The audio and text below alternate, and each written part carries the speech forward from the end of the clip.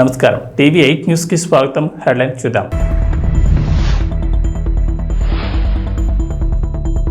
వరంగల్ రైతు విజ్ఞప్తికి CM Revanth Reddy okay. రుణమాఫీ అమలు వేళ కీలక ప్రకటన.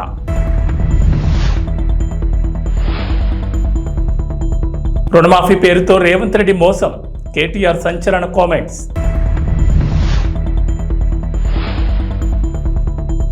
కామంతో విజయసాయిరెడ్డి, డబ్బు మతంతో పేర్ని నాని మాట్లాడుతున్నారు. కొల్లు రవీంద్ర ఫైర్.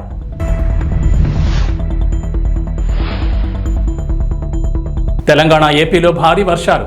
పలు జిల్లాలను హెచ్చరించిన వాతావరణ శాఖ. రైతులకు రుణమాఫీ చేశామని, అయినా మేము రాజీనామా చేయమని అడగడం లేదు. ఎందుకంటే మీరు ఎలాగూ పారిపోతారని మాకు తెలుసని ముఖ్యమంత్రి రేవంత్ రెడ్డి అన్నారు. మాజీ మంత్రి బీఆర్ఎస్ ఎమ్మెల్యే హరీష్ రావును ఉద్దేశించి ఆయన మాట్లాడారు. లక్షలోపు రైతుల రుణాల మాఫీని ఆయన లాంఛనంగా ప్రారంభించారు. ఈ సందర్భంగా ముఖ్యమంత్రి మాట్లాడుతూ, మీలాంటి బోటకపు మాటలు గాంధీ కుటుంబం ఇవ్వదని, ఇచ్చిన హామీని నిలబెట్టుకుంటామని అన్నారు. ఈ రోజు రుణమాఫీ నిధులను తెలంగాణ ప్రభుత్వం విడుదల చేసింది. 11.50 లక్షల మంది రైతుల ఖాతాల్లోకి నేరుగా నిధులు జమ చేసింది. 1,00,000 వరకు రుణం ఉన్న వారికి నిధులు జమ చేసింది. రైతు ఖాతాల్లోకి 7,000 కోట్లు జమ చేసింది. ఈ నెలాఖరులోపు 1,50,000 రూపాయల వరకు రుణమాఫీ చేయనుంది. ఆగస్టు దాటకముందే 2 లక్షల వరకు ప్రభుత్వం రుణమాఫీ చేయనుందని అన్నారు. ఈ చరిత్రలో తెలంగాణ ప్రజలు శాశ్వతంగా గుర్తు పెట్టుకునే విధంగా తెలంగాణ రాష్ట్రాన్ని ఇచ్చి 10 సంవత్సరాలు పరిపాలన చేసిన నాయకులు 2014లో రైతులకు 1,00,000 రూపాయలు రుణమాఫీ చేస్తామని హామీ ఇచ్చి అధికారంలోకి వచ్చి 5 సంవత్సరాలైనా 4 విడతల్లో చేస్తామని, అసలు మిత్తి చెల్లిస్తామని ఆ 5 సంవత్సరాలు రైతులను తప్పుదోవ పట్టించి మళ్ళీ 2018 సంవత్సరంలో కూడా అదే విధమైన 1,00,000 రూపాయల రుణమాఫీ మాట ఇచ్చి 5 సంవత్సరాలు పూర్తయినా వారు ఆ హామీని నెరవేర్చలేకపోయినారు. ఇది సందర్భం కాకపోయినా లక్షలాది తెలంగాణ రైతాంగానికి గుర్తు చేయవలసిన బాధ్యత ఈ రాష్ట్ర ముఖ్యమంత్రిగా నా మీద ఉన్నది. మొదటి 5 సంవత్సరాలలో ఆనాటి ప్రభుత్వం చెల్లించింది 12,000 కోట్ల రూపాయలు మాత్రమే. రెండవసారి 2018 నుంచి 2023 వరకు చెల్లించాల్సిన 16,000 కోట్లు, కానీ చెల్లించిన 9,000 కోట్లు కూడా సరిగ్గా చెల్లించలే. 10 సంవత్సరాలు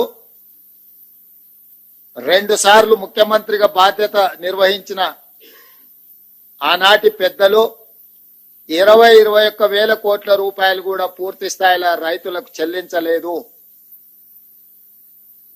ప్రజలకు ముఖ్యమంత్రులన్నా ప్రభుత్వం అన్నా విశ్వాసం కోల్పోయే విధంగా రైతులు ఆత్మహత్య చేసుకునే పరిస్థితులు ఉన్నా కూడా ఆనాడు ప్రజలకు ఇచ్చిన మాట నిలబెట్టుకోలేకపోయినరు. కానీ కాంగ్రెస్ పార్టీ ప్రజా ప్రభుత్వాన్ని ఏర్పాటు చేస్తాం, ప్రజలు తీర్పిస్తే అని చెప్పి మే 6, 2022 నాడు ఇంతకుముందు ఎల్లయ్య చెప్పినట్టు వరంగల్ ఆర్ట్స్ కాలేజ్ మైదానంలో లక్షలాది మంది సమక్షంలో ఈనాటి లోక్సభ పక్ష నాయకుడు, కాంగ్రెస్ పార్టీ మాజీ అధ్యక్షులు శ్రీ రాహుల్ గాంధీ గారు ముఖ్య అతిథులుగా పాల్గొని లక్షలాది మంది రైతుల సమక్షంలో వరంగల్ డిక్లరేషన్ పేరు మీద రైతులకు 2 లక్షల రూపాయల రుణమాఫీ చేస్తామని మొట్టమొదట వారు హామీ ఇవ్వడం జరిగింది. రైతు డిక్లరేషన్ లో ఆ మాటను నిలబెట్టుకొని, ఆ మాటను గుర్తుపెట్టుకొని సెప్టెంబర్ 17, 2023 నాడు తుక్కుగూడ, రంగారెడ్డి జిల్లా రాజీవ్ గాంధీ ప్రాంగణంలో శ్రీమతి సోనియా గాంధీ గారు 6 గ్యారంటీలను ప్రకటించి తెలంగాణ ప్రజలకు మన నాయకురాలు శ్రీమతి సోనియా గాంధీ గారు మళ్ళీ తెలంగాణ ప్రజలకు రెండవసారి మాట ఇచ్చిండ్రు.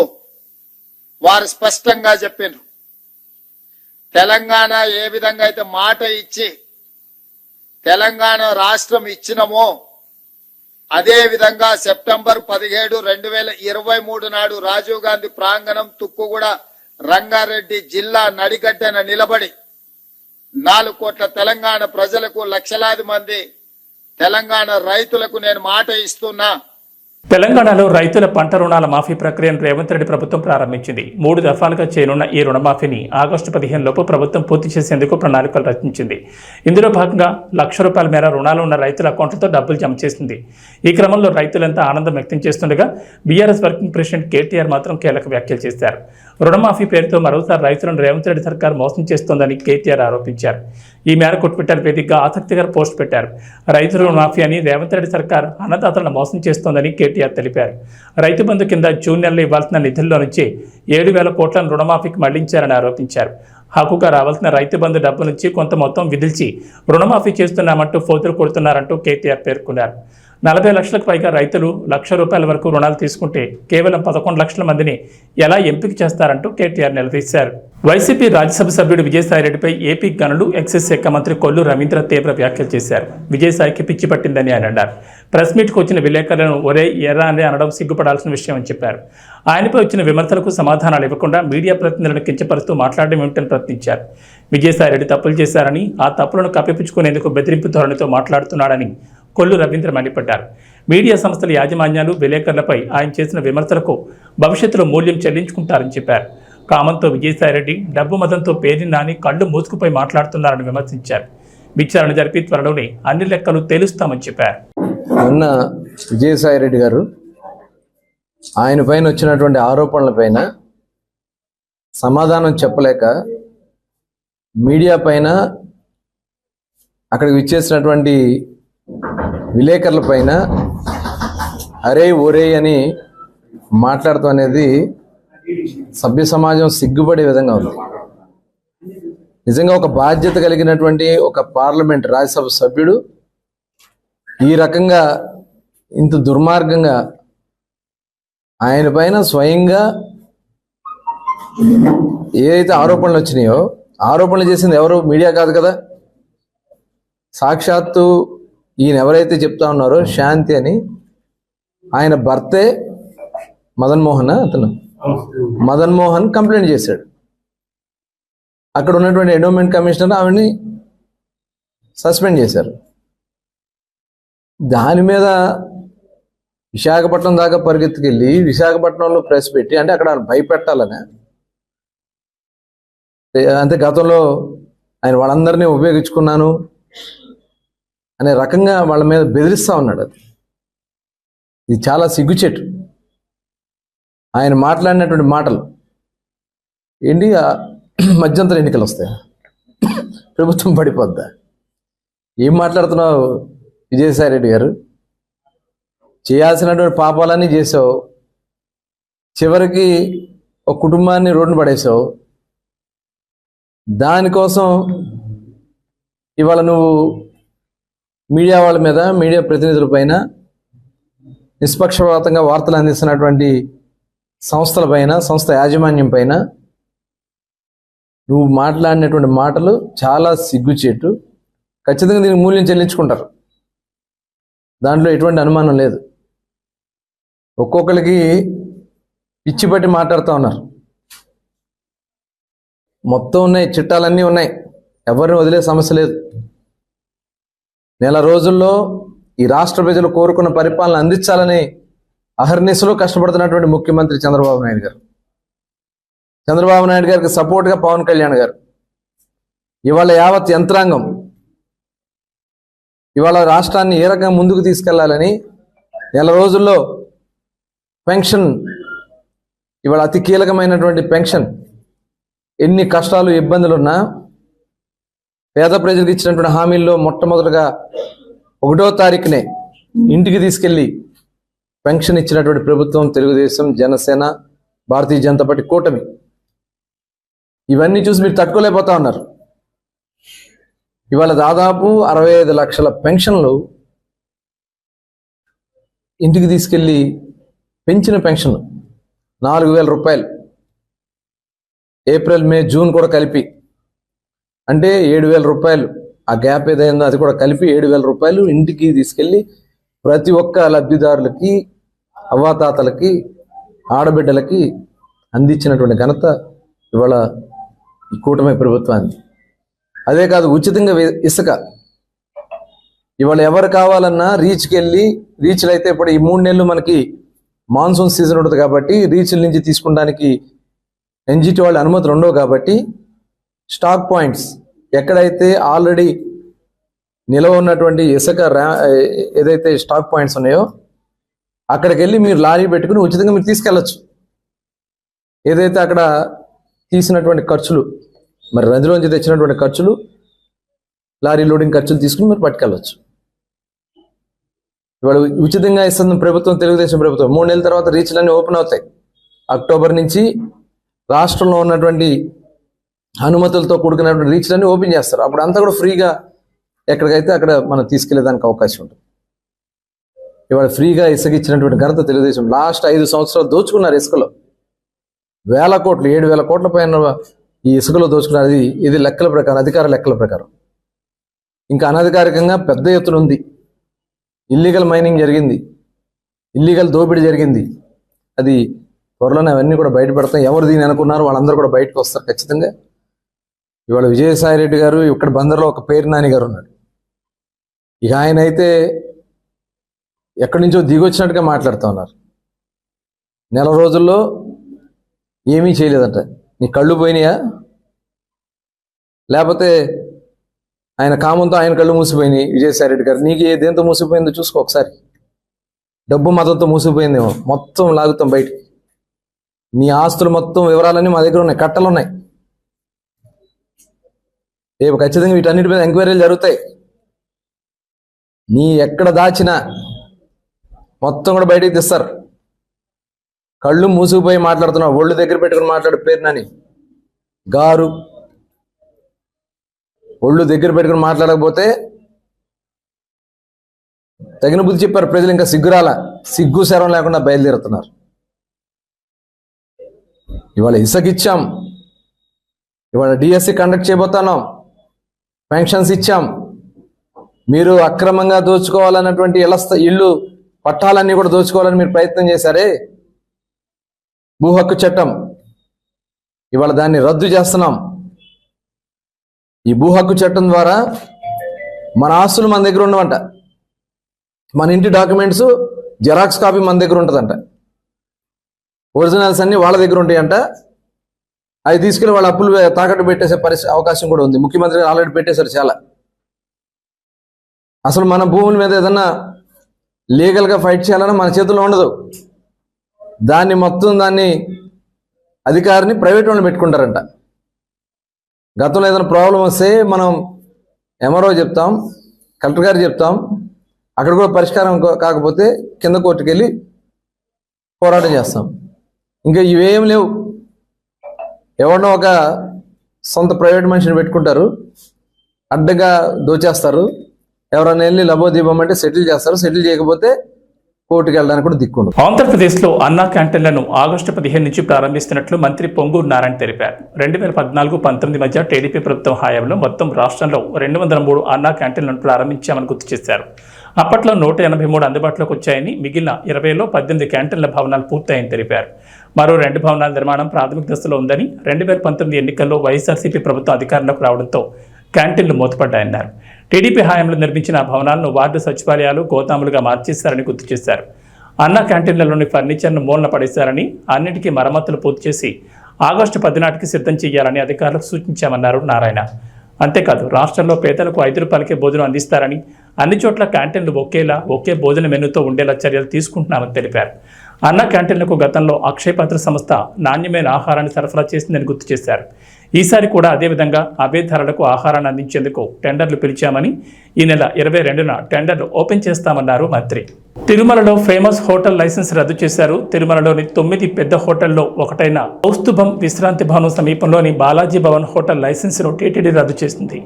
లైసెన్స్ ఫీజు సకాలంలో చెల్లించని కారణంగా ఈ నిర్ణయం తీసుకున్నారు. ప్రస్తుతం హోటల్ చెల్లించవలసిన లైసెన్స్ ఫీజు 76,04,196 రూపాయలు. ఇందుకు సంబంధించి జూన్ నెలలో సదరు హోటల్కు తుది నోటీసులు జారీ చేశారు.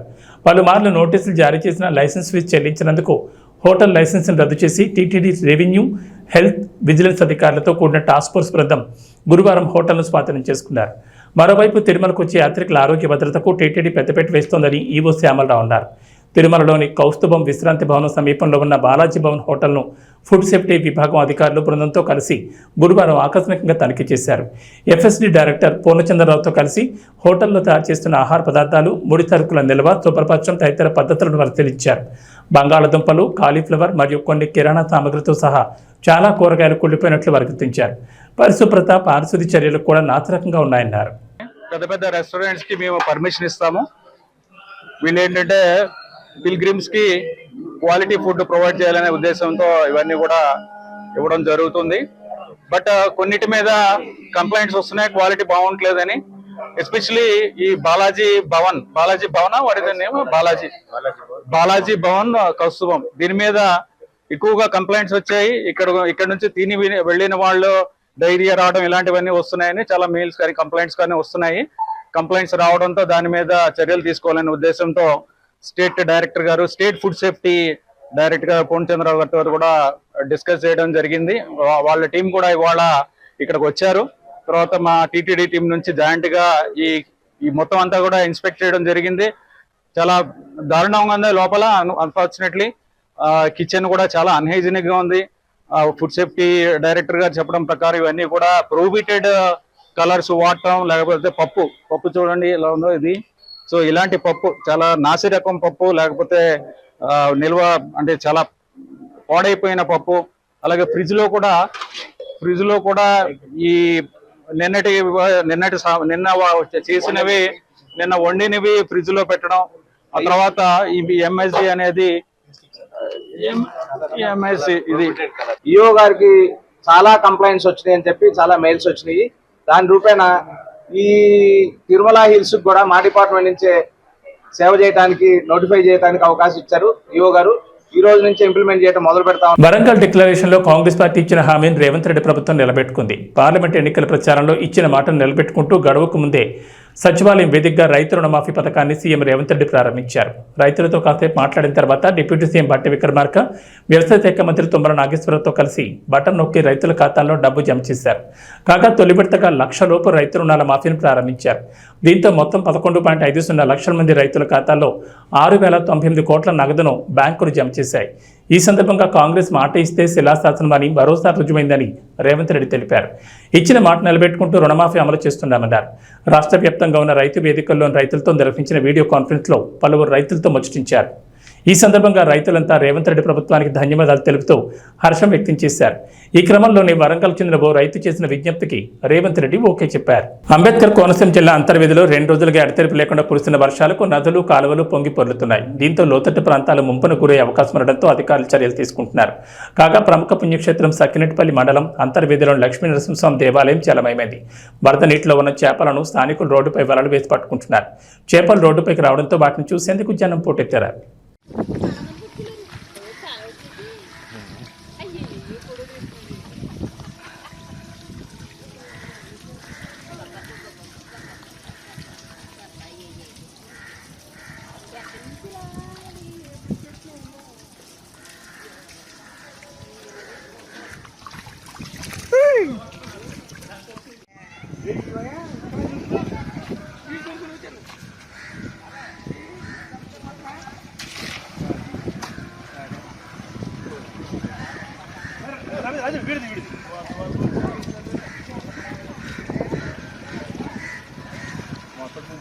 ఐదు చేస్తున్నారు ఏం చల్లందో ఏ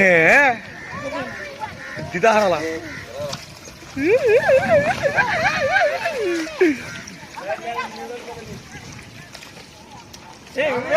కృష్ణవంశీ ఇప్పుడంటే అంత ఫామ్లో లేడు. రాఖీ తర్వాత మళ్ళీ సూపర్ హిట్లను చూడలేకపోతున్నాడు. కానీ కెరీర్ ప్రారంభంలో కృష్ణవంశీ చిత్రాలకు ఉండే క్రేజ్ వేరు. సింధూరం కమర్షియల్గా ఆకట్టుకోలేకపోయినా ఆ మూవీకి సెపరేట్ ఫ్యాన్ బేస్ ఉంటుంది. నిన్నే పెళ్ళాడతా, అంతఃపురం, మురారి, ఖడ్గం ఇలా ఎన్నో క్లాసిక్ సినిమాలు తీశారు. ఇక కృష్ణవంశీ ఖాతాలో డిజాస్టర్ చిత్రాలు కూడా ఉంటాయి. రామ్ చరణ్తో చేసిన గోవిందుడు అందరి వాడేలే చిత్రం భారీ అంచనాలతో వచ్చి చతికిల పడింది. అత్తారింటికి దారేది ఫ్లేవర్లో తాతగారింటికి దారేది అనేలా ఉందని ట్రోల్స్ చేశారు. కృష్ణవంశీ చివరిగా రంగమార్తాండ అంటూ ఆడియన్స్ ముందుకు వచ్చారు.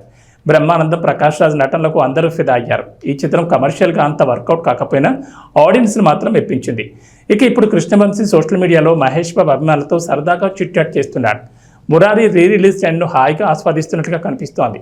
మురారి నాటి రోజులని కృష్ణవంశీ తలుచుకుంటున్నారు. పాటల కంపోజింగ్, సినిమా షూటింగ్ రోజుల గురించి ఫ్యాన్స్ అడుగుతుండడం, కృష్ణవంశీ సమాధానాలు చెప్తుండడంతో ట్విట్టర్లో మురారి మరింతగా ట్రెండ్ అవుతోంది. పాటల కోసం ఎంతలా కష్టపడాల్సి వచ్చిందో కృష్ణవంశీ చెప్పుకొస్తున్నారు. చిప్పమ్మ పాట కోసం బాగా కష్టపడ్డారట. అలనాటి రామచంద్రుడి కోసం పెద్ద పోరాటమే చేయాల్సి వచ్చిందట. సూర్యకుమార్ యాదవ్ను T20 జట్టు కెప్టెన్గా ఎంపిక చేస్తూ నిర్ణయం తీసుకుంది BCCI. జట్టు దీర్ఘకాలిక ప్రయోజనాలను దృష్టిలో ఉంచుకుని ఈ నిర్ణయం తీసుకున్నట్లు తెలుస్తోంది. హార్దిక్ పాండ్యా ఫిట్నెస్తో ఇబ్బందులు ఎదుర్కొంటున్న వేళ సూర్యకుమార్కు అవకాశం కలిసి వచ్చిందని అభిమానులు భావిస్తున్నప్పటికీ 2026 T20 ప్రపంచ కప్ను దృష్టిలో ఉంచుకుని ఈ నిర్ణయం తీసుకున్నారని BCCI వర్గాలు చెప్తున్నాయి. శ్రీలంకలో పర్యటన కోసం భారత్ జట్టును BCCI గురువారం ప్రకటించింది. వన్డే జట్టుకు రోహిత్ శర్మ సారథ్యం వహించనున్నారు. శుభ్మన్ గిల్, రియాన్ పరాగ్, మహమ్మద్ సిరాజ్, రిషబ్ పంత్ తదితర ఆటగాళ్లకు T20 జట్టు, వన్డే జట్టు రెండింటిలోనూ చోటు దక్కింది.